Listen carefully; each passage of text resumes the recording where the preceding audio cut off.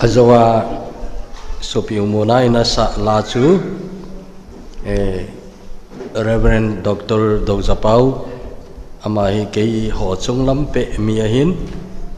UBS a kei BD kati Bible sima kana chilai chun kei kata sakum som ni lekhat bo kahin lain cha cha ama zile cha dal ha Bible sima na kipan ai tain hechala an sim lo hi an sim lo na hi ai le che BD a chai jong nung pe pathina sot lom lom che nai lo ato la ya hi Lamka College kiti hi college tha khadang ki hongen ama hi MA jong an hin MA BD ahin ai la chelai chun KCA kiti Cookie Christian Association tua ECA kiti dekho cha executive secretary anai in ai wangin chelai chun hobong hi ala samhle in sarkar na tong mi tamnai pun sun jong koima hop sompi yong ana tampun chia chu hobung sumle pai kiti hi lo nei ho hop soma ki kinga mai ai lai cho hin thinglang gam lo nei na gam ho ong setting le akum chu hobunga jong sum hi halut zolo ahin ama jong hi weltam ta hi ama alam kai pe na hin a tolop ahom thelo keu hi lo ama jong tolop langai lo so ta ai nei pi hi nurse ahin ai no do zapau awang sit na pe na ka het chu ai nei pi hagaw lama ama support lo ahin support lo kiti mai le ama mai the ahin ala support zolo ahin tolop jong sangji lo ta che ha sata ai nei pi tolop wang chu nai ala in nei pi hin ahom thoda nahi chia chu Lamka College aung ki phu do a hi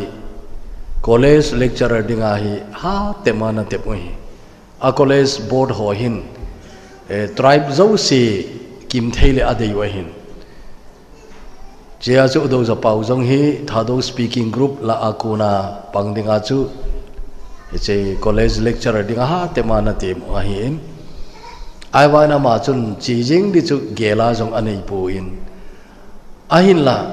ang sot pharin in nei pi jong long hai thei lo ti ho tabang ai lo le aman jong aloi le gul ai lo le ai in ko lam jenga jong a government na to ji pi kho am na tolop chu pathina to na man thei thoi ti a ku thlep na zat chum setane pil thoya ching thowin heda chu thlep na an to in ain thinglang gam bill an khul na hin ama seidana chun kam keilon kiti khoto kam keilon kol kiti cha tawa to jeng cha chu a hat pe no jong cha chu akalole chu chol thoin an che chu amau ni hlum di kon lamita gil nung cha chu kal angain cha chu lel ki sabe senun cha kalma sangwa ki chol do da ne we cha cha lung thima hi fi bol hona bol di wele chu thila zat hung kilang di chana alung thima hi college ka join mai de o college ki join le ta chun ina kuna college class ni khana ni be to ga kilantin government tolop tam zo ipin tin teng le sumle pai ho jong chu pathinar ki pe thei thowin te jong cha lung thima mi na zol na ho chuna hongum da nei ai laki ngai tuai le pas thini na ma ko ma gospel la abop sa ai tangalin ya chun che gospel khuljin ki dipa in che mun chu dal hatale gospel ngai no mitam ta nalaya na ta chu sangtam ta damun zuna chi ho cha chu alung minaw ki langin tin cha chu notebook harikal do in cha kalunga o gospel khuljin hoya chi di namte aban in ta kan sudai le ta cha thunon ti za chorus di yong chong ki chi yeng na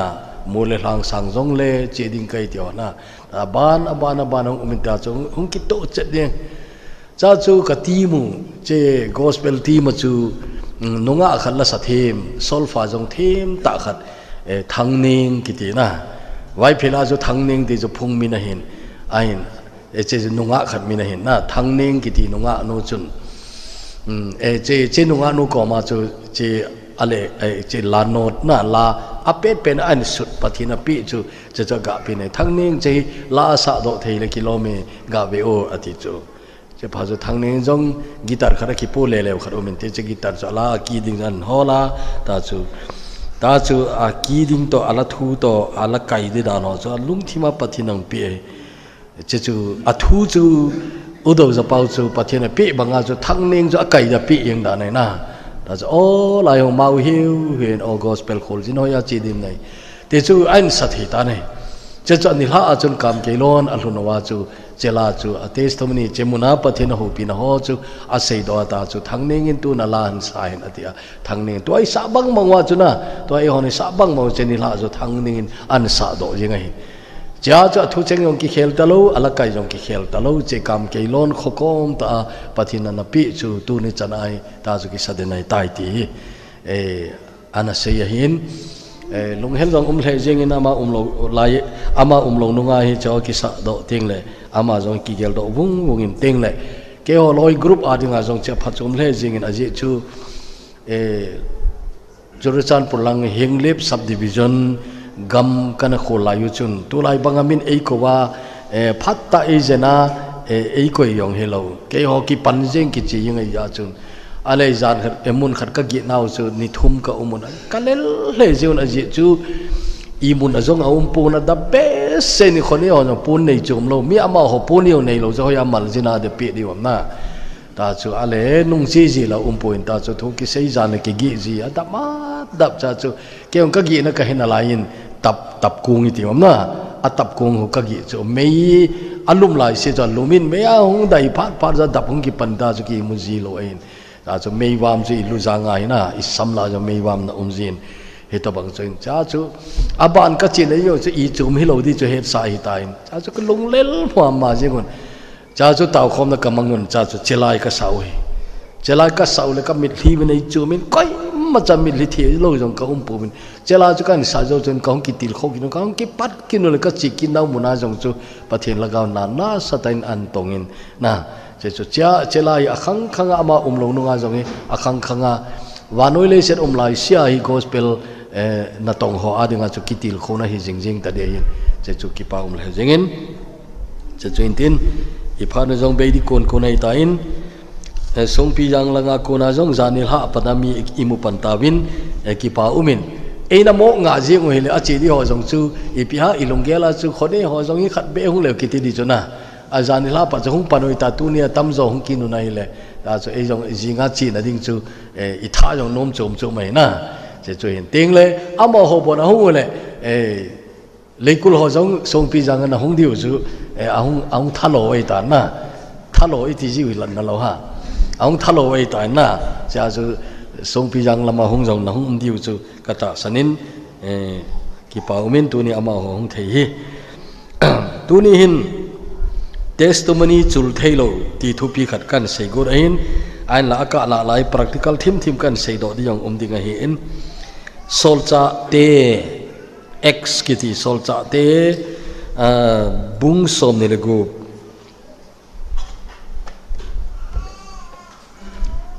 chơi sau thêm cái sim đi ngay hin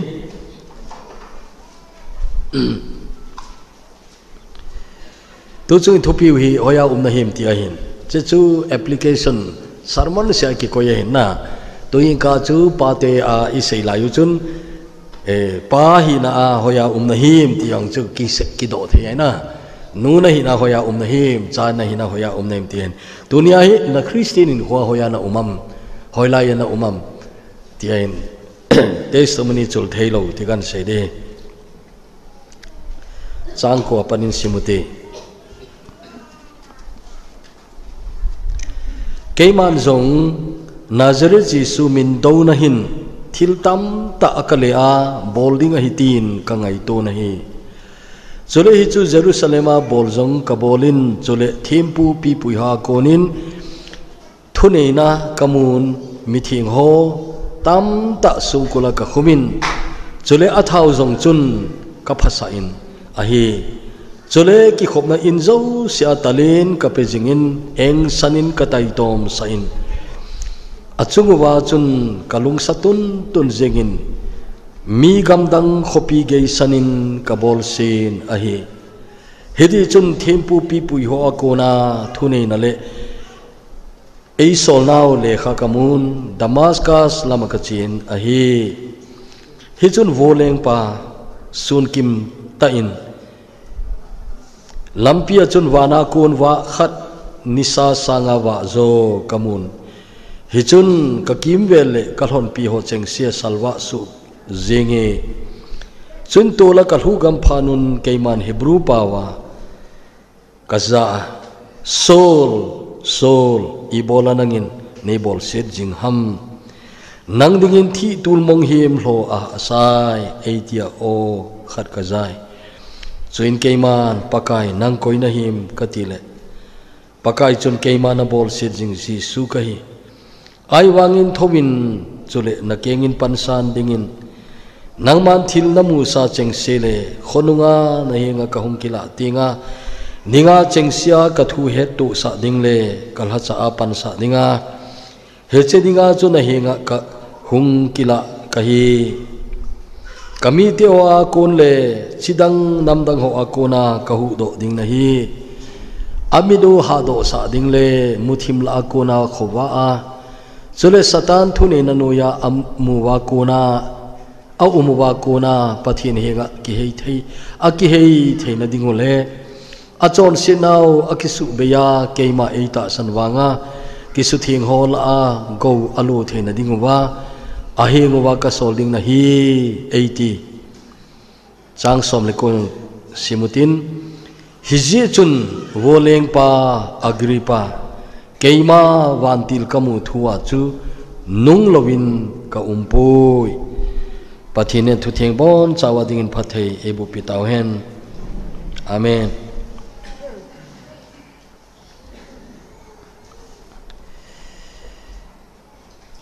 toa isimu thu ki sei zo se vai hompa agripa anga polin palestine gam dal hata a roma kaisar anga epil abolja kaisar anga dingdinga achedi kon chahi ana sayahi checho hita aile apin tha zonung kum som ni le arom pe na hisab jong le kum som ni le kum li zowa hi che testimony asei che ka ngai tu ni chun thupi ka sa na lin ta kharong min che chi pia mi ti le kum som ni le li nunga a testimony aseya zania ping tha bang na lai a testimony tha na lai dan chuna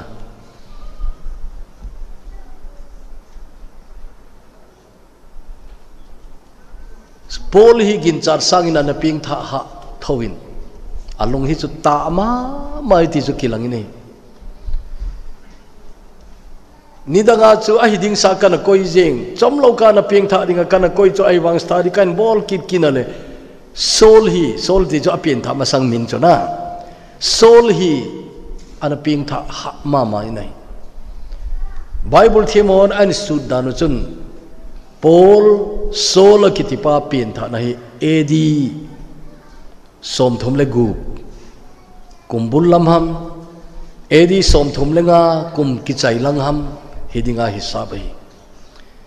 chutia le pentecost nu nga jong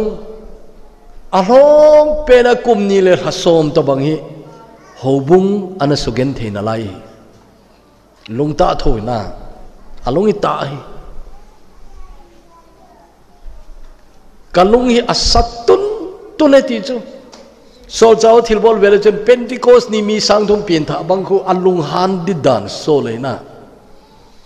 tela nunga chu mi sanga hu ping tha ki chabar abana ta chal tul tu ni so lein lung hang tun tu nei che chu hobung a khan po le ma jonga ha pani nei hobung sogen the ya chu na sata hobung na sogen the to agripa angan se yahi cheho hoi tan se ki chu su milodi ka dei chu mi peng tha khat hin khuwa aki che ma de thum umahi ama sapen chu apha hi lo jong le Krista kamu masanga kei koi to bang mi ka hi ham tia ke her jingai chu ti lo le ki ki le sa ji to la khang thao ne dong jiu chu hi chan chani pathina na to na hi athugu I piam ei te do chu na ka sei ta chu thil khat sumil hin I am a sinner saved by grace mi chon se ngai nu na zala bo ho hi na chang ka hi ti sumil hin ka ti che chu na sumil lo pole na kilet sa lo di na kilet sa lo pole pathini mang cha di ka ti chu pathina tong loi khat chom lo ka man lo hum kin ji hi hoi ta study bol chin ana kilet sa jiu chu pathina tong ki kilet sa na din them khat jong loi I am a sinner saved by grace mi chon se thiding sa angai lu na ji angai dam chang ham angai lu na ji a huing na chang mai I ti ki isu min lo pole ki kilet sa lo di naki ngai nem lai se pathina mang di la sa the mo jong chom lo ka I ma hung I lo jing I piam tile au min than jep te mo ne hung kile sa chu so pepa mo na ni da ga sei do kha lo tu cha sei khat ka za in ki pa hum ka sa ne mina the me tile ka dei pui chu ati chu na nala sa in kalunga na atonge ati le chu ka ki pa e na the me ti ka ngai nom pui ati chu lo pi na e adi kila pa e kila po pole ki chai le di na World Cup ki chai ti long ai jon football mona si yong jon na sim di wen na mona si chu tam ta sei ki la khoma hung ki sunai ya chu ke sut mai yong ai point asu tu chu ke kai he cha tu chu World Cup ma thil khat ki chi ma chi pi ha asam alo alia bol ho khat chan football cho ki chim hoi pu bi nei Brazil palpi ho Brazil onan pe til walung ha ta chui piam tile Neymar sam chui ve le tu chung e thupi lo de ti her sai cho I pian bolita so pi lam kalanga hon so pi gang te on cha na mu leu an kam thu che ki khu khuma hi ti na ati cho Neymar sam chona alu zanga cho san thiu tho kharum chona na an kam thu che ki khu khuma hi Didi we di jo. Weta hung ki thupi sa asam allo alia boloi koi machan tu chung bol hoi lo jo. Simplicity. Simple ta ki vanda jo normal ta na asamo in bol ho chun bol hoi jo. Messi jong ko cha tattoo hung dim yeng pa na ko bol hoi thei ta lo khola. Ase football pe oja ha sei di yong ka ti pon na ai jong le ka sei no ji pya par ka ti chu mi yo sin ke ei ngai sa le mi yo sin ke ngai sa le minati pha pha ki chai di mai pathin tu sei yong che chui pathin lo sa yong che chui na ki le sa na apan po po le buye poli ia ti le pathin ni chan ge a thi chana aman ham ti le poli ki ngai nim che ki na ngai nim che ai chui piam ti le masanga chu ama ana eng bol pa kain ana tai tom pa kain ta mi chon se pathin ngai dam na changai chu asu min lo jai pathin is poli mangjing ai he chu ei ma mazon chei lol hina chom in ei mai thein ai lo le ki pa na chom chu in ei mai the cha chun humble na naki ngai nem zinga ngai nei naki le sa phat phale pathin mang thei loi man thei mala pathin mal som ne na no mang de na no mang na lai di he chu che testimony vele polin apin tha ma sang chu phat tai na he na lai nei akile sa pi chui lo na testimony loi gari a chon se lai po kile sa pi wi le kiloma a chon se ha se yu mi che chu hi kilo chu pathin kamu masanga ipi kana bol si dita i tabakain ko ka manamti he na ding chu kilet sa pi ni lovin hibang lo mami chon se chu pathin e na ngai dam ne te ki pa na zia i chon se na ho wang chu ki gel do ji di a sinner saved by grace atira mi chon se ngai lu na zia huing na chang kai di su mi lo ngai ni teng le solin hijat athusim asena veleuchen apien tha ni kho thil chan zo se chu phat tain ahen alai nei ka sei banga chu zania ping tha bangjing nalai la seile them kha zo lui nai loi la Jerusalem bulanga speaker masaloi la akhat sopiu cv zonin thusim khara seijing ke khat kasu mil lo khat beto golang khat testimony ati choman golang khat hi mi testimony sei hoi angai le thupia sa chu ala ma na ping tha lo ai wanga ping tha testimony hi Allah khom len le a mi loi khat chon sit ki hen na ho chu Allah a mi loi khat ki het chin na chu Allah a mi ta chu mi chom chom testimony chu hoi lai chu Allah khom a su tu ma testimony dinga an ki su chu computer thiemon na computer part chum company chum Allah khom wa ama hon assemble a bol wa computer hoi ta asu banga kho a bol da ne ma hin mi testimony hoi lai azob khoma ama testimony dan no ki suna ta chu mun khana testimony sei pha da thum chu a thum le min pha ta hoi yo sen chom khom chu hoi a hoi ta chu na cha chu aman chu mi a nga le kha ta ko ja ko ma chan che le kha chu asimai je hello chu ta chu cha vet pu ma cha sei le min gai no ma ye cha chu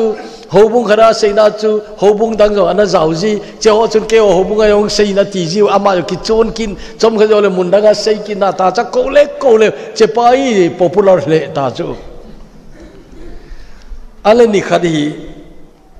zan khadi mun khara testimony a sei jo wa hi a testimony chu chai hoi ta le ba dai bang ka a je ai le zan ka ai zu chan anane ne azinga chu vet thei talo tel jing ta na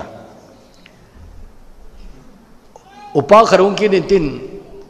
asna testimony tu lai ki sei min thang ke yinga ke o bung yo ngai no mu chu nong sei thei dam atil he pa ka testimony chu na zu chan ni zo tai ati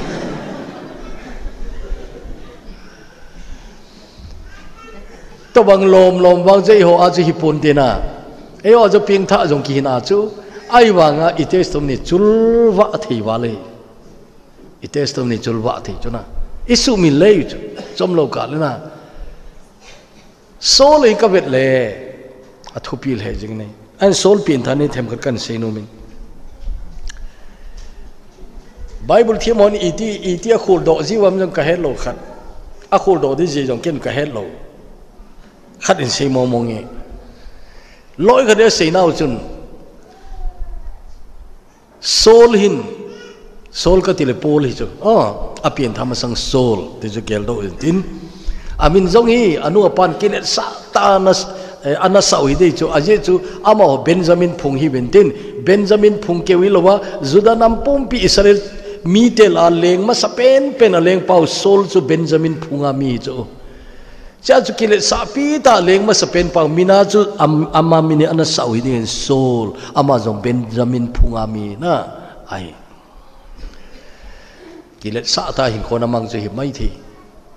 teng le athim na mong kile sa pi khamong chu Gamaliel keng bula na Gamaliel khophang bula sailen kiti chu institution hoi kitip tapo hi a building hoi je ai pon oya hoi je chu na keo Bible simlaya chu New Testament them ta zilno mo chun ai thei le Manchester zilno mo chu aje chu chalai ta chu ke ho bd simlai ji ta chu ibola Manchester chinum hiwam itile Professor F.F. Bruce kiti New Testament scholar amina min thangkhat chepa umna ja chu Manchester zilno mo chu theology hoi ta zilno mo chu Germany Tübingen University na chino mo chu Dr. Peter Beerhouse umnai ja chun teng le Chris ipia missiology tua ke ho sim hoina missiology zilno mo chun ai thei le fuller na chi no mu chu ke fuller kana chi zo pui aji chu expenditure sang be sa chi zo lo ke chu amin thandan ki bang zep lo ai wa min thang tho to Asbury seminary ana chi kai Ebola fuller chu min thanga mi ti le Professor Dr. Megavran umnai chu hicha chu itelna so lai ki le sa kham set oya nei chu Gamaliel kitipa khopang bula seili ni chu thi mai solina ki le sa ta hi aja chu paka Yesu jogi melma vena vet chona che is zudami de pui chawai pa na pathian chapa kaya tin Abraham sanga ka upajo kaya tin temple ni thum sung kas tundin kida tin eta gam cheng paka Yesu seyoi sol kit pa do ti ta do so a thep na zongi ki sun kham se ya chu a china thep na ho zo se yo chu la sada na mang di chu Jisu amu pharwang a thep na ho zo se i ma chalo ai cha ne tai na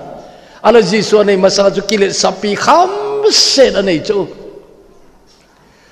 hiya chu hobungi ana sugen thel he jengin kumni wal jen kum thum ling de chet to ba hobung na sugen ten cha chu ni khari Damascus Olympia chi jing lai chun soli apin thama sanga hi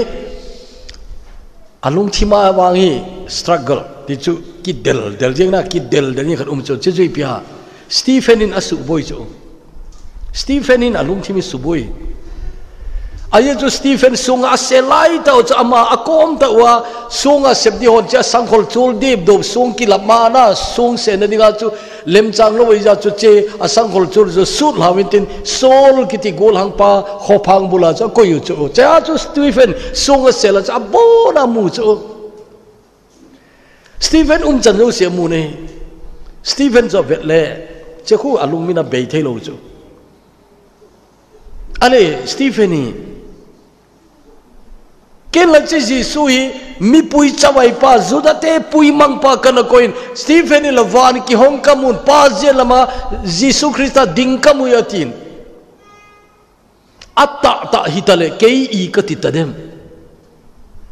ken la Jisu ka dawin amala pathin chapa yatin Jisu ya atta ta pathin chapa anai tale kei i ka titade Stephen ana di tale kei di loading kain aje chu kei ni lungel chu ta ki nungan jengain aman Jisu ta sen ken ka ta san pun Stephen adi pau por kei di thelo ding kan ni wa di thelo de kei ti chu mi chinga ya chu he chu heche boina chu to struggle na alung sungai ki del khar umeti chu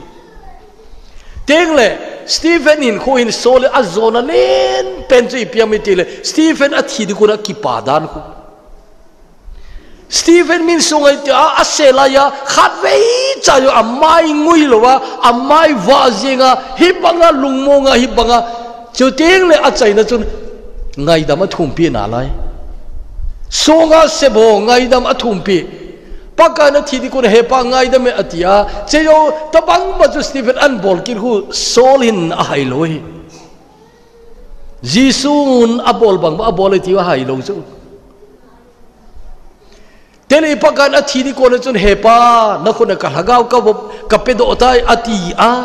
Stephen zo athidi ko chun pakai Jisu ka hagaw latan ati kina hibang loma lungmonga athia hibang loma lung kham na mong nei lo mai hai sela ki pada athi thei Stephen zo di hitale ana di hitale kei i ka titadem ti buye ti chula hibanga lungboita umjing pum puma chu aiwanga amison ti chu Jisu ta sanjo se kailut di Jerusalem na vai hom te anga kailut di su gen theding te na che amison za che pi jing tho chu alang khalam cha ama boy aiwa alang khalam cha ana to di ta to do te goi chu thil khat ngai to di pha ka saumi paka hin hichi ama ha do pa avet vet le ama lama pang ni gan dei chu ama lama pang dei mai chi sol ki ti pa hi bang loma ei do pai ke lama pang le a phat chom ti da te pakai na mu chu tu ni nang le ke jong ama i do la ya i bola in thi jeng lo ham itile pa thinin ama i do na avet avena ama lama pang ne ei de hin de ka ti chu ke jong pakai na do khu pakai nang ama lama pang le de soli indirect jong lo direct ki mu ping khula chunga kuna vainan sal kuna an sal asal ke wilo che wa ko na chu chunglanga ko na jati jote chunglanga ko na chu o het lo thei di lo het chen ma ding o hung ki hung pau chu soul ibola nang nei su gen thi am kichi mama jena ama za thei do hebrew pau hung ki sei chu hebrew pau soul in akile sa pi peni hebrew pau apau thei hung kil sa pi chu hebrew ka ti huna israel cha de hebrew hi jong lew hebrew pau he talwa tamata me pakai jing jong chun aramaic pau cha tho nazarena seili nei ja chuna pakai yesu jon aramaic pau cha tho chu soul in akile sa pi pe je hebrew pau a tho thei khoi chu hebrew ka ti holna heche ama na kile sa pi mama hebrew pawa so an hoi pakai so ibola na nei su gen thiam heche koi san mai na don buni nahi adon bona si pia pakai koi nahi khumu talo wa chu wa be se ni khumu talo chu tola lu chu na alung hi boy thoi ni ka ti amina ke che tan sei jona soul amala thil pho bola ki gel awa pakai la i bola nei eng bol jing hama ti chu confuse sa chi di dan na alung boy ni chu amala tong phama ma ki sa kumni wal zen an to ta chu tong phama ma ki sa aiwa chunglama ko na hin ko pa khu noi si thei lo chunga ko na oi chiwangi pathin lo danga hi poi ti chula alunga umngal ai ba het lo chu koi hi hello chu cheya chu pakai koi nahi manti koi nahi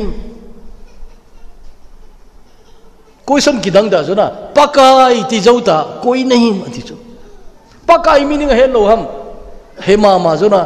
ai ba boy ta la boy pakai koi nahi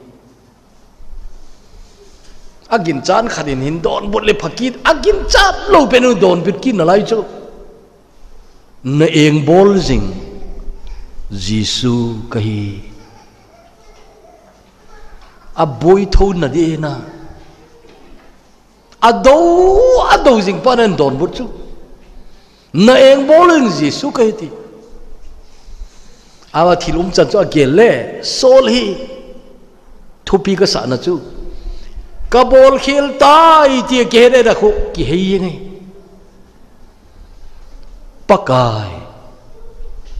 ep nei bol sa no mem surrender chu chuna what would you have me do lord anti khuna sapa le dan su pakai ep nei bol sa no mem a koi son masa cho hello do cho pakai koi nahi ma ti chu tu na hetai ado pa jisu chu ado jing jisu na ai ba soul athupi na chu ka bol khil tai ti ke chu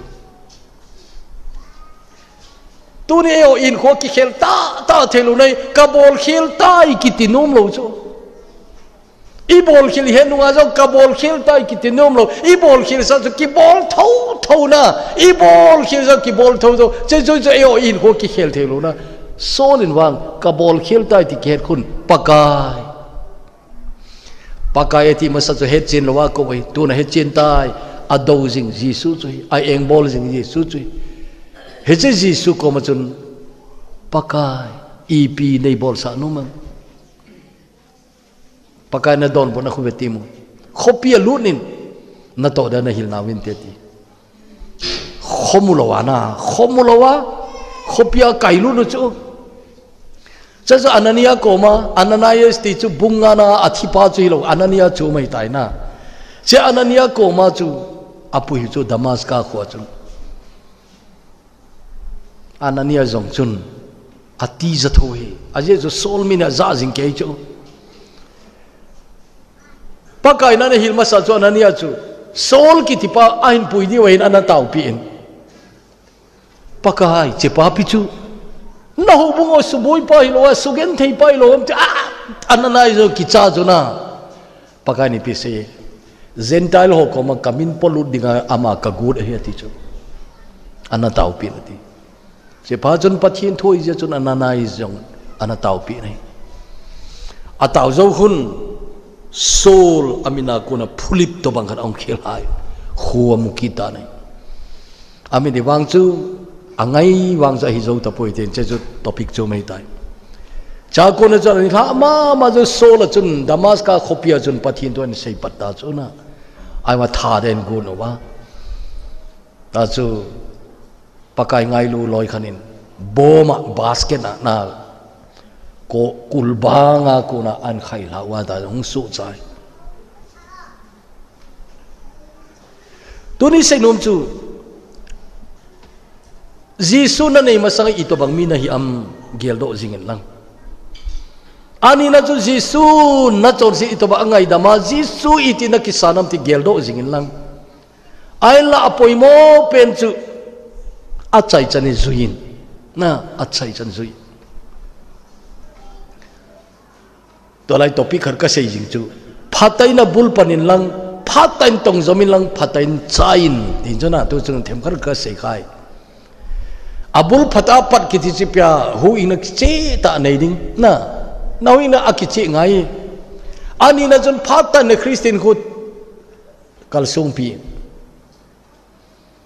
tuni mi khar question eng do chu i bon oi question ai khadem Manipur lang question jong ai thoi thu sei loi khanin a hil khiloi de o ai lo le ila khilo de ka helo khrum chu i pin tha nungkal chu ipi khota thilpha ga bol ngai lo he ngai lun mana kiso cha ai bo winai thilpha bol ngai poi na to ngai poi ti loi umbe tau kenwa jo che ho chun hui nai amu chin pu we kati so people chung thangin reverend chung thang na ne henwa manipurang speaker ahi in amana sekhar amana mi pila sei ya ju ken sei son mai nge amana gel thim nan ti amata se jo nidang lai chu churuchan pure jong singar bas ni bo bo om lai auto rickshaw jong ni bo om lai thu chui ta di khatwe hi kho khana kachi te kachi chu kachi na ding program umin chelai chu hobung hon speaker ho pui ti yong umnai lo che ei cham chama ki chi yeng chu na ei man ki ngai tu thu in ti ki chi chu ale bas anu kha zo chu kalap na in kaga kaldole to na di mong mala a din na di nga jong ikeng ni a din na di yo ong lo e ti cho dim dan nan chu na mi ki the cha yu chu ara kaga kaldole a dim dan na ju kumleng la a ba chi le a zinga bo ka chi thejing keila ni la ka hlun te ngai kalung hi adong thowin a ji chu a khu chu la gam la ngal din puma hlun di chu kalel ding dan chu ka ki ngai tu khotu ta ka min ale alai lam ta chun mi khan en me eina mel het khan me ti chu puchung dang ke to na hung towin atin ka vel le phata ka vel le ka sanga khang dong zo ya chu min ato na offer ei bol ka tin ka ga nai le ahung din do chu dingong ding de thelo khama ti chu a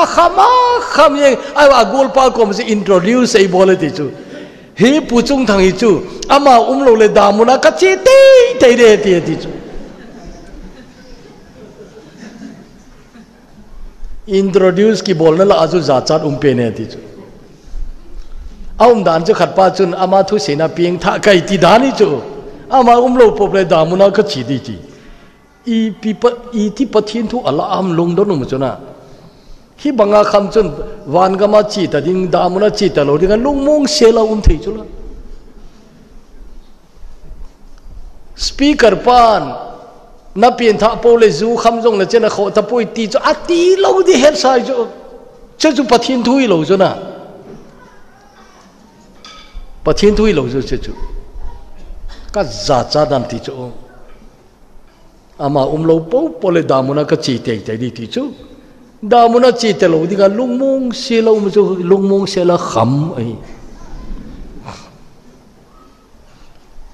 chu tu ne koi son khat long chu i pian tha po le apha bol kho ngai pui kitia di dem ti koi sanum chu na hoya chao chon pathin amu mai zen ole iti tadi min pathin amu le ahin kholui chu ki da te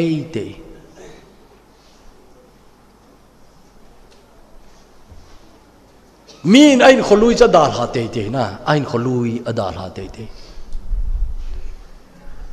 zon le khadar ru sim leu chun pathin cha khat kitina hagawa kur hing ta khat chun chon se abol nom ta pui ti chu mi ping tha hi chon se thei talo aki hi pon chon se nom talo aki hi nei kêu ka chon se thei na lai ai wa ka chon se nom ta pui chui pathin cha chu na pathin cha ki ti chun pa lung a holi nei i pa lung ki holi chu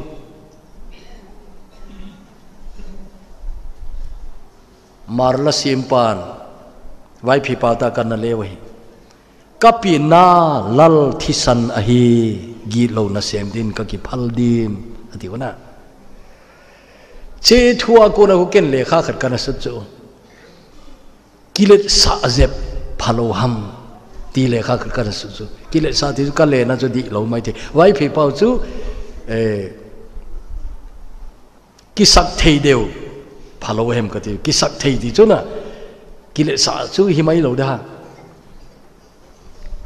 pathin cha te kilet sa na apha khat chu kei pathin cha han chi ka bol kilom ka hita poi ti hu kilet sa na pha chu kapiana lal thisan na hi gilo na sem din ka ki phal diem ti na kapina lal thisan a hi gilo na sem din ka ki phal diem che hu kilet sa na pha chu kei pathin cha khar kai tai che ho mal boli ka kilom ta poi ti hu kilet sa na pha chu che thua hi kilet sa je bodi khati chu kei pathin cha khar kai tai che ho boli mal len kei ka ki phal ta poi na che hu kilet sa na pha chu ai bi yong le so le sei jom ki tau ten he che a ko na a testimony hin testimony tha zing ei pawe ani nia tha sa pawai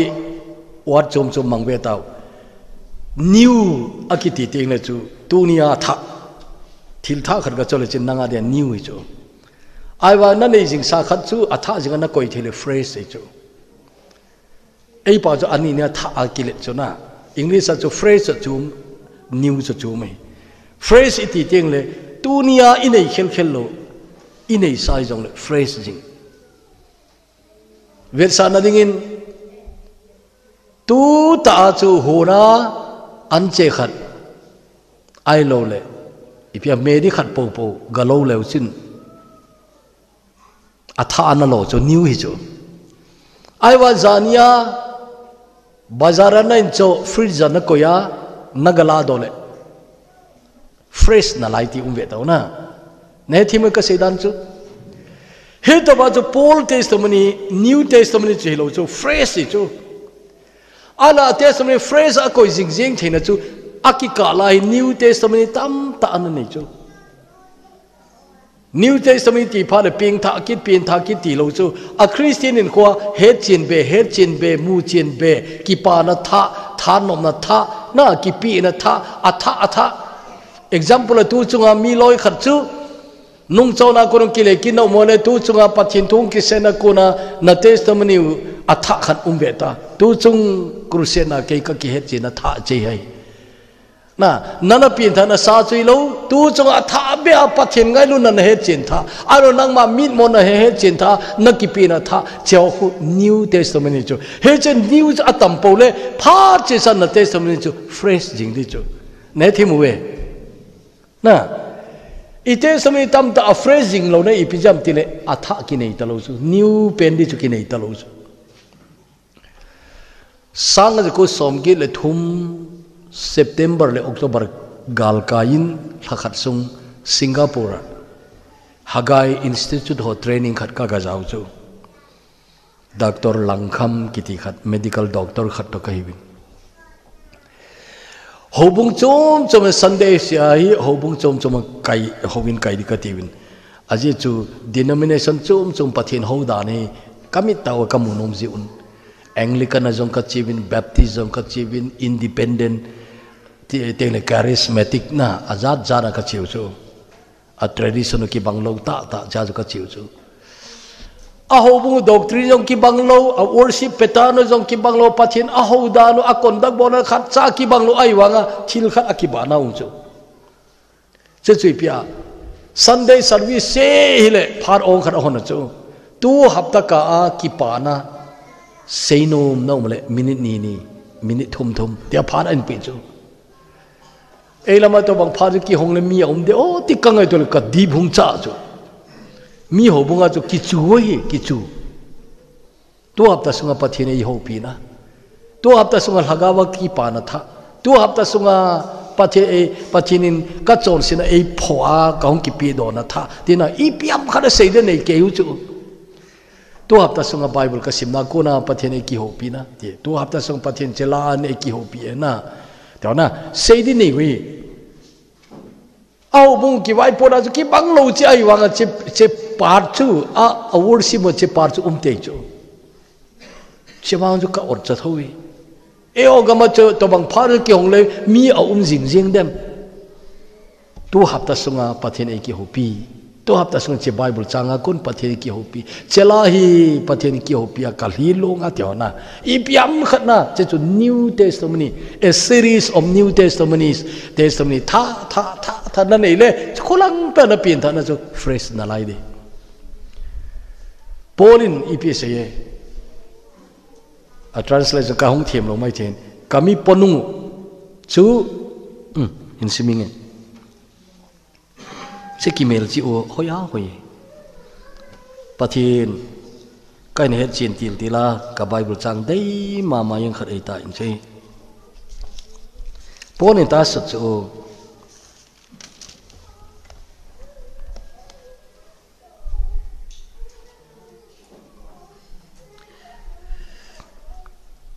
Korinthoni bungli chang som le gup ahin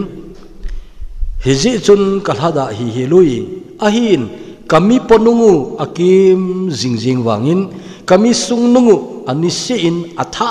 che zon ahi che new testament na Paulin khoi new testament tam ta ki belam nisya tha che aya chu Paul kum som dile kum nga masanga apin thana testimony chu lo lai chul nai lo na chul lo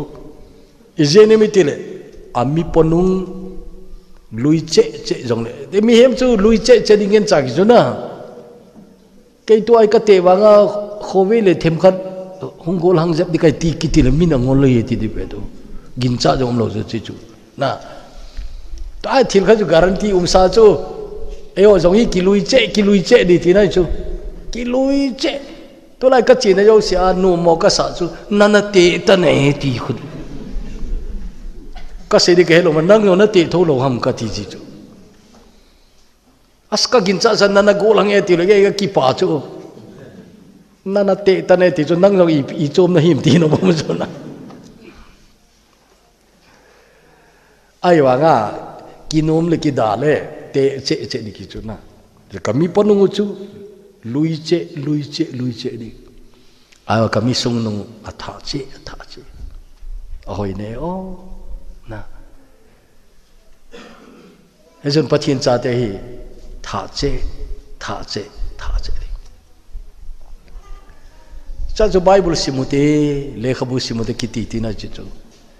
emil a ki pa ta pudi pi ho ki ache na chana mi bible simninga challenge abola ningkuma chu all india kws khopi delhi achun ke yong speaker khanin ei kobun cha chu pu di pi ho ge tho seina chun khanglai ho bible simmi ai ja ana to na pathinin protect abola no test ni hau chu ma khun pungka khat hoi ta seya seizo lo he ala achaina chun khanglai ho bible sim the challenge a bol chu 2020 le hitobang all india kws copy chu umkit ding hin chema sang kum thum umin che kum thum su holy bible vel som simding ti challenge a bol chu khanglai tam ta ke amo tau pi ei kovintin khanglai ka mu chu mit hilong pumana hung khomun tin na aje bible pathin tu anaha simlo da no ki siu chu na cha chu an zono kum thum su holy bible vel som simding podi piau ki bale tu kuma vel som simding atin tu zulaya chu vel gupna achai tai ka ki ha bola nga ye veli ka simna lai da ti ana jingka si to banga hi atestomni tha mai testimony ati ji ana e che jingka bible simna kona pathere ki hopina ho en thor ji chu ki pa pi dan mumbai khopia jingka punggub hole a bible pungka ni simzo nunga mi bible thot man chu mumbai jingka punglia thori ki di chu jan khanga tho to ki bang chu aje pungsagi ma khai langa ni hung su pan ja chuna pung som po khni la an en ne un tin katte ke kalel ji dan pung som an ne ding an ne zo ki mu theilo na pung som le ni powa ki mu eila in la mai tho phat ma ki tho ki te amao cha pung git chana loi khat chu i mu chuna awa pudi pi ho ge zo ji ka pung gu ma khu pung ka ni bible sim manta ai tele ile khabu ha simote tu chu ken le khabu kan pot mana ka sei poi ka chi na zo se le khabu ha sim di ka sei chu le khabu ha simun aje jo ilung thimi antam ta pi ngai na nalung thima antam ta na pele che nalung thima digest ki bol ko lagawa na an hi kati chana cha chu tu lai ta pa te ho jong hi hobunga jong hi pathin thu se hung ki mang pan di tam ta nom di ka king chan pathin tu se ki pat di dan jong them that eng sei le practical thim ka sei de ka ti chu lekha boy sim le chin cha ko na hu sarmon na mo di chu ke kan he chu Jorochan pulang pathin tu se anam min thang ma mo ho akipatil abona ke het chu akipatil chu mi le khabu kuna sei chu mi le khabu kuna sei dile hi che le khabu kuna ka outline kala doi na ti diu nanga dan na bolo diu ka thi chu na khabe ni jong karbi anglonga kuna mi khane phone de he pa karbi anglong hungin kitile na nan hung zo lo de hin na le khabu kuna ai lo youtube na sarmuna ko ne ken ana sei son jingenge ye ti dem ati a kho hi be sei son de kan pe do ai free sai ka ti na sa chu le khabu cha hi tu chu i le khabu ba any chapter hoi dan digest bolula outline ki simla ta chun sarmuna mangleu chen abul ki panna hoi ka sei banga chu churu chan pula thu sei min thang atam zo hi akipatil kan he che chu to Dr. J.M. Paupu kiti to America thu sei umlai ta hin Dr. J.M. Paupu ho churjan product dinga cho hoi loi ta hin amo loi ki patil ka het chu ama ki patila asamon tam ta hu John R. Rice lekhabu ko na hi ama no sei yang John R. Rice ko na outline ka sema ati udo za pau chu nei le Spurgeon a ha sim chu Prince of Preachers ati na thu sei la thu sei thimpen ana koyu Charles Haddon Spurgeon kiti London khopia Spurgeon's Tabernacle ati jing ho in len ta sawa cha chu Sunday sa thu sei ngai de mi dimle jing na heche speaker pa chu heche pa sermon khu udo za paun anamang ji nei tegla churchan pulanga speaker min thang ta ki nei khat doctor pumja thang kiti ko ki patil ka he chu Jordan Khan le boxing le khabu akona asei ji Elbethel speaker pa yo jo sa pa jo sim theini jo ka het chen puna iwanga a sermon phabep khu adia Jacob pathian ti obangkhu jek punene asut beauty for ashes ti akuna alai ti tamta alai ti ka het chuna naki patil chu mi le khabu gamat jeng kho lo chu aji chu en ki thim na lo ja chuna sai ke yong ki patil doctor Osol Jasmine ka haman chu awa to chu ke cho chu mat ngai ta lo aji chu experience ong tan aku mau tamale eyo Bible cha isimale isarmon ki tinging chuna sarmon ki ting notebook chung khadong ka sut ngai lo chu tu ni kan se yong hi notebook kan nei lo pi a Bible ka outline hi mai chuna e chu ang so ting le ei ma ko na hung lung do jeng chu ai wa ke ka ki patil chu doctor Osol Jasmine ho kaman chu ala pathin chu sei di tu ne e ho bung ki po da ni pastor ni sia pathin tu sei ki ti lo chu leime no na abana ki ha ki chuna alam ka ki ha chu cha chu upanaw lang olo law ki sildiong ki chuna ai wa tu lai aboi ta chu gep hum chu ai chu khang thao ki go lo chu le thu sei di ki go lo chu ki go win ka jina ki pan je gun nakin char sawa ki pan le je pathin na ki thu pi di we ka kholui lam thu sim khat en sei nge palun thang ka tiu khat pa lun thang mai ho in kai ngam lo chu ki kai le thu sei a e se di we ti na thu sei di nga ti di kha ti jan te ho in kai ngam lo chu ai la ho in kai lo lo jeng chu ki phalam kharin tin ni khan hi ho in kai de hong ki go chu ami tam ni le ki khom le hoi di ha khoti ki cha chu mi hom ni ta ga ki khom kha chu Wednesday ni ha ti chu ho in kai mi hom cha cha ji chu na aga ki khoble ama wang pharitam awang siditam conductor pa to ama keu chu upai adang jun nu mele chapangin cha khanglai ho to na ayu chu ama bo conductor pa tai lo ja ma bo chu mi pa ki khom jo conductor pa hung ding tau na hin man jo chun tunin speaker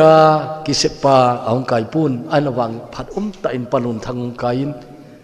to ne ha man phat mang hen ati jo jam na ji ta lo chola aga din do chu wang phat ta khat kitikil le Bible cha khare adei ten khat ti chu aga sim chu a sim le an se pale aban ban jeng aban ma le no ma sa yeng a chai nai pi se ye akil le mi lo le ke pangka ti cha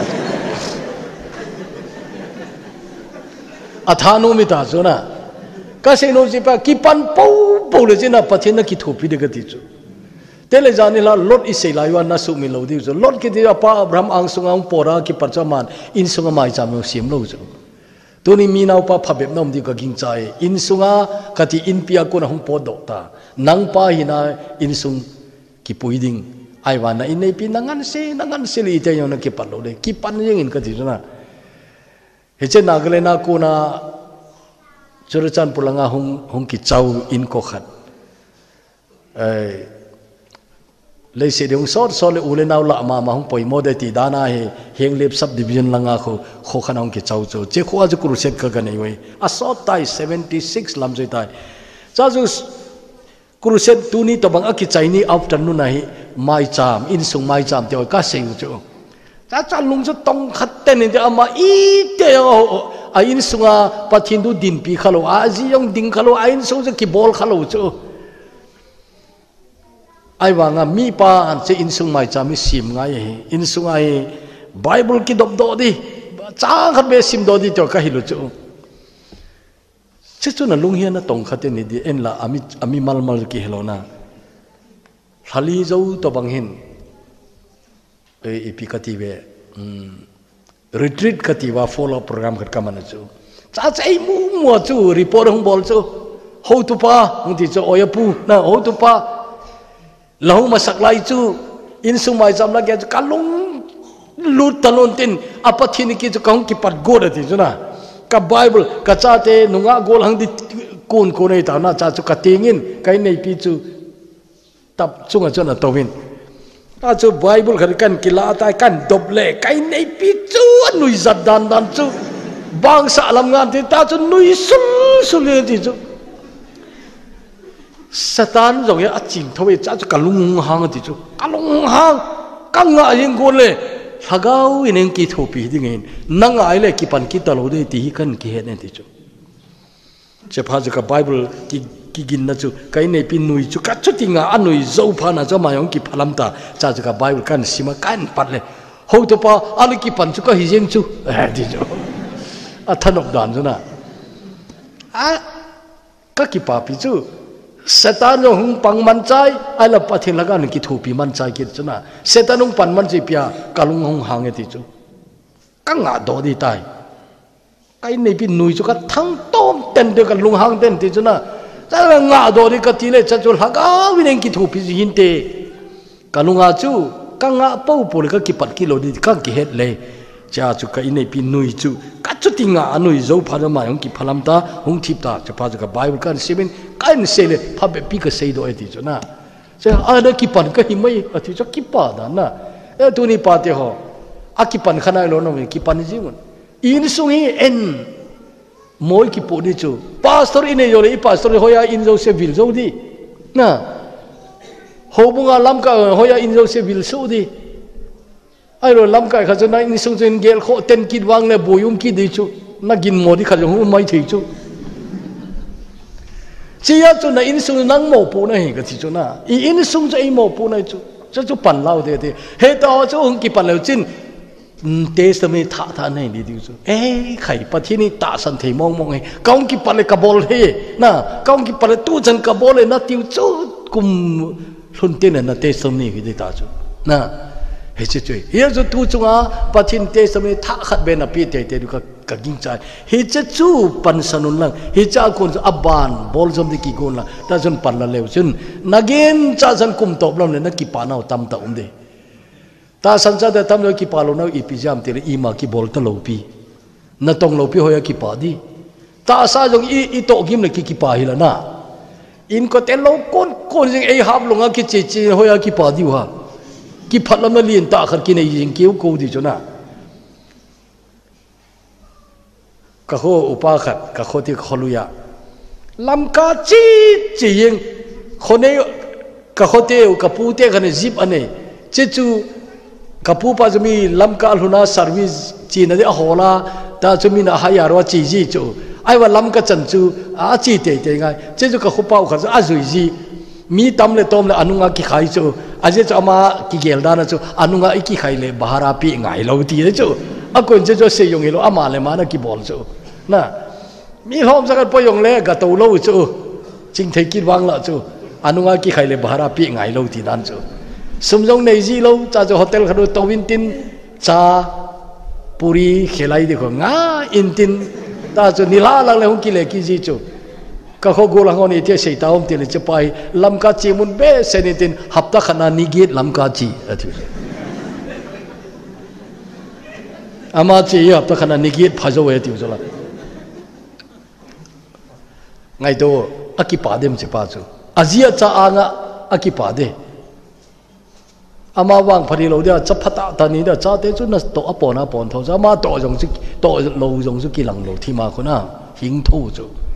ama mi pa ki pa de ni sia lam ka chi ni sia hab long ki chile iki pa de a chol chu ki pa hi lo ham na to jong hi in sungai a chol ki pa hi lenga ma jong che chu hi pathin lenga ma yo na chol po le na ki pa de iki pa che lo na hi I ma cha I bol lo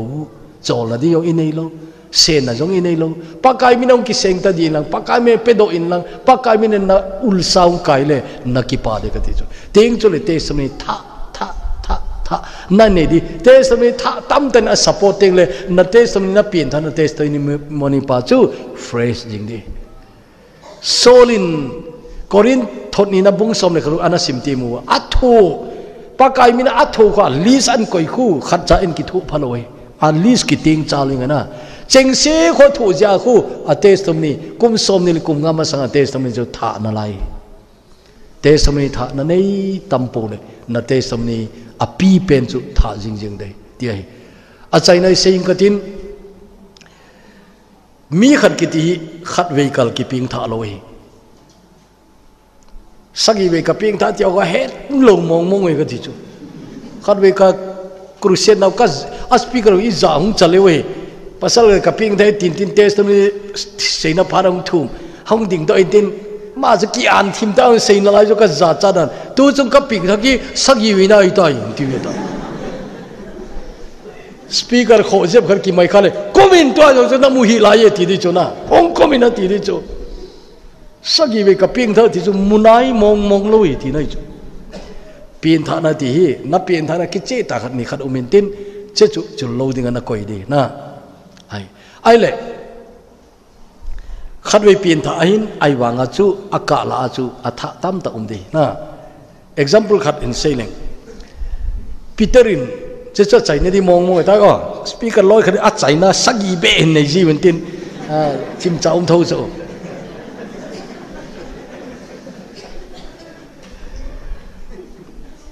นี่ขัดฮีอีปากายนอาศัยจุยหอกเก่งอาศิลกุดคนละนะอาดังจนเป่าพูดเลยว่าอาศิลสายอยู่กี่ดอยยังไงจูปีเตอร์นุ่มโลจูเจ้าป้ามอยราจมเบะขัดยินตินนุ่มโลปากายนังล้อมเราไม่ก็เก่งนักศิลโลเดติจูอีปากายปีเตอร์นักเก่งก็ศิลโลไว้เลยเกี่ยจันนั่นในโลเดติจูอันหุ่นนบคิดวางละพาจูไอ้จุดที่เลยปากายกัลูอาปัดก็เก่งจันศิลเลนติคิดจูเฮ้ยจ้าอีปากกายน่ะโดนบุญนักคริสเตียนขวานนี่ก็อัปปอยมองกันเสียจูปีเตอร์ฮิตตีเวทบุญตรงนี้ทุบผ่าปดกินจูเอาหนุ่มงานพาร์กัลุจังอาปัดเก่งจันสิเลนตีเลยปากกายจะจูอดีสกิลเราจูเฮ้ยจ้าอดอนบุญนักกิเมลจิตาอีปากกายนี่แต่โดนบุญเนี่ยขัดเวกิสิลงิมซาจูอาทิงจิงนายอาเก่งบ่สิลังไงที่จูอาหอยสามีนะขัดไว้กิสิลงิมซาติเพียงท่าอาศัยไหนดีอาเทียงจริงไหนอันอาเก่งสิละไงเก่งสิดีพิฮาตาสันจ้าแต่ยังเลยสินะเนียนละจีนอะไรเจียจุนโหเราที่ขัดกิลโหกุมอุมินตินปัลข้าเราที่ปัลข้ากุมอุมินตินเก่งหินเนียนจีจูนิตินจอนสินะนิตินจอนสินะไปจูสิลงิมกิดอังไงไอ้ละเอเดนจอนสินะปะกันอาศิลเทียงซาจอนเซดามุนนัดชีโลดิ้งเป็นนัดจอนสิปีเป็นจอยเลยปะกันอังไงดำนี้จุนเบยตายอนุงาจูเก่งสิลวังไงนั่นไลปีเตอร์ขัดเวกิสิลงิมซาจูอาทิงจิงนายอาเก่งวางสิละไง revival crusade อิติติงเลยเก่งสิลนับพาร์จงฮิจิตาจะตาเก่งกิสิลตลอดนะไอวางอัลฮากาวเก่งกิสิลนายตัวช่วยเก่งหูอิสิลตาเวลอยขันินนะกิสิลทิ้งซาอาทิงจิงนายอันเก่งจะสิละไงโลโลดิ้งนักโลขตายปัลขัลนักปัลขตายเจวังจูสิลทิ้งกิดไงเฮจงจูนัดเตสมีขนมกิดตาจูกันนักกิสุเนนขตาอันนั้นตัวจนปากกายไอสิลทิ้งกิดตายนินกิดโลดิ้งอาเก็นปันกะลาดิ้งไงนะนัดที่เราเจยงจูเตสมีทักไอจูนิวเป็นจูเฟรชจูกุมอิจารามาสนาเปลี่ยนท่านะโปลาดิก็จะดามัสกะโคโกมาเปลี่ยนท่านะไอวางอาเก่งจูกิสิลจิงไงนะเฮเจจูตุนินคริสเตียนเขาว่าเดี๋ยว practical ก็สามารถมาจิงก็เซนุมจิงเกยตัวไรก็หาเสียปฏินิบอนจะว่าดินพัทเฮอิบุปิตาเห็นหลังอิบอนาตาวนักกิมันวิตินปากายก็เก่งสิลไงตีตัวจงเงินก็เห็นจีนินตัวจงเก่งนัดสิลตายตีจงอิ่วไม่เทวินะตัวจงเฮ้ยตาปากายก็มันกิเป็ดท่านัดจนสิลกิเสียปากายก็มันกิเป็ดท่าน้องมาเลยตัวจงปฏินิขัดเวอเวลานักเก่งอสิลงิมปีไอ้นะจนโหเนนกิตาโลดอันเนนไล่กันโหกิโลดิ้งปากายนิตินกักลโซนันในเวงินตินตาวตินอิตาวนาวอคุมขานักเก่งมังกินิงกัติน